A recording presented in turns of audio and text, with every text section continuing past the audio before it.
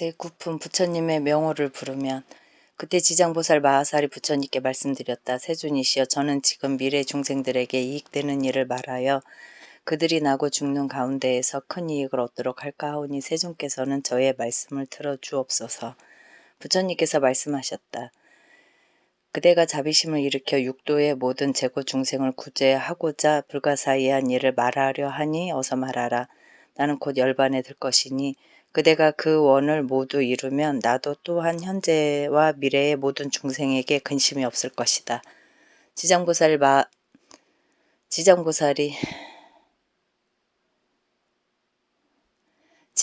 부처님께 말씀드렸다. 세존이시여, 한량없는 아승기 겁의 과거에 무부연신열애라는 부처님께서 세상에 나오셨습니다. 남자나 여자가 이 부처님의 명호를 듣고 잠깐이라도 공경심을 내면 곧 사십겁의 생사중재를 뛰어넘을 것이며 그 부처님의 형상을 조성하거나 탱화로 모시고 공양 찬탄하는 사람은 한량없고 끝이 없는 복을 얻을 것입니다. 또 항아의 모래알처럼 많은 겁의 과거의 보승열애라는 부처님께서 세상에 나오셨습니다. 남자나 여인이 이 부처님의 명호를 듣고 손가락을 한번 튕길 동안만이라도 귀의하는 마음을 낸다면 이 사람은 위없는 도에서 물러나지 않을 것입니다. 또 과거의 파두마승열애라는 부처님께서 세상에 나오셨습니다.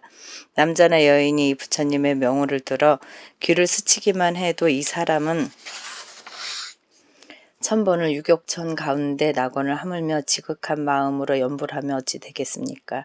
또 말할 수 없는 아승기 겁의 과거에 사자후 열애라는 부처님께서 세상에 나오셨습니다. 남자나 여인이 이 부처님의 명호를 듣고 일념으로 귀하면 이 사람은 한량없는 모든 부처님의 마정수기를 받을 것입니다. 또 과거에 구류손불이라는 부처님께서 세상에 나오셨습니다. 남자나 여인이 이 부처님의 명호를 듣고 지극한 마음으로 우러러 예배하거나 찬탄하면 이 사람은 현겁의 천불 모임 중에 대범왕이 되어서 으뜸가는 수기를 받을 것입니다. 또 과거에 비바시불이라는 부처님께서 세상에 나오셨습니다. 남자나 여인이 이 부처님의 명호를 들으면 영원히 악도에 떨어지지 않고 항상 인간이나 천상에 나서 빼어난 즐거움을 받을 것입니다. 또 한량없고 셀 수 없는 항아사처럼 많은 겁의 과거에 다보열애라는 부처님께서 세상에 나오셨습니다. 남자나 여인이 이 부처님의 이름을 듣게 되면 끝내 악도에 떨어지지 않고 항상 천상에서 빼어난 즐거움을 받을 것입니다. 또 과거에 보상열애라는 부처님께서 세상에 나오셨습니다. 남자나 여인이 이 부처님의 명호를 듣고 공경심을 내면 이 사람은 오래지 않아 아라한가를 얻을 것입니다. 또 무량아승기겁의 과거에 가사당열애라는 부처님께서 세상에 나오셨습니다. 남자나 여인이 이 부처님의 명호를 들으면 일백대겁의 나고 죽는 죄를 벗어날 것입니다.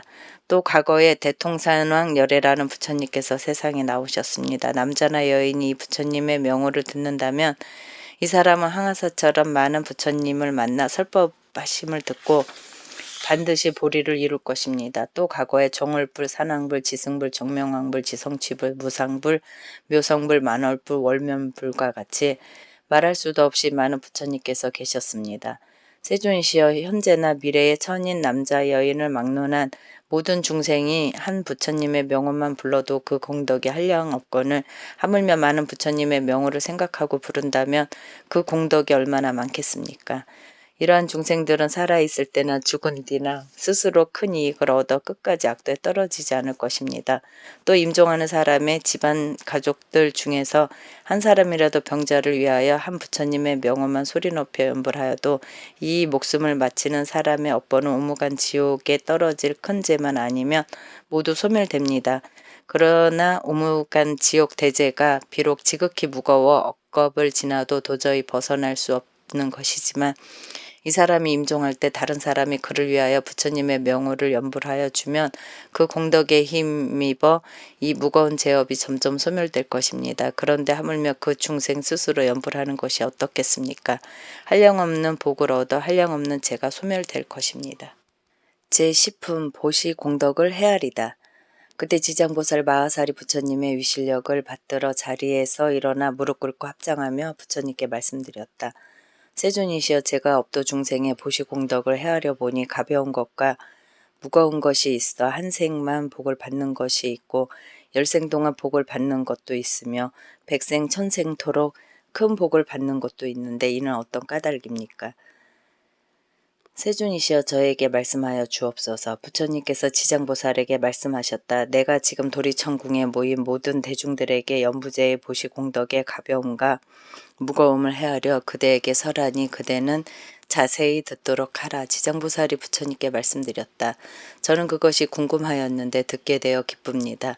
부처님께서 말씀하셨다. 남연부제의 구강, 재상, 대신, 대장자, 대찰리, 대바라문 등이 가장 빈곤한 자나 곱추, 벙어리, 기머거리, 장님과 같은 여러 장애인을 만나 보시고 하고자 할 때 큰 자비심과 겸손한 마음으로 미소를 지으면서 직접 베풀거나 혹은 사람을 시켜 베풀며 부드러운 말로 위로한다며 이때 얻는 복과 이익은 100개의 항아에 있는 모래알처럼 많은 부처님께 보시한 공덕만큼이나 될 것이다.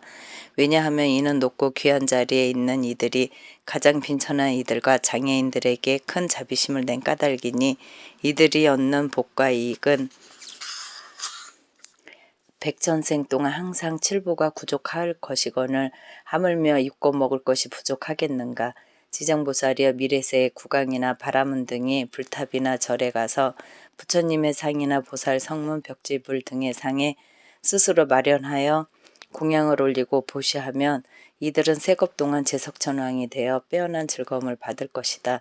만약 보시한 복과 이익을 법계에 해양한다면 이들은 10겁 동안 항상 대범천왕이 될 것이다.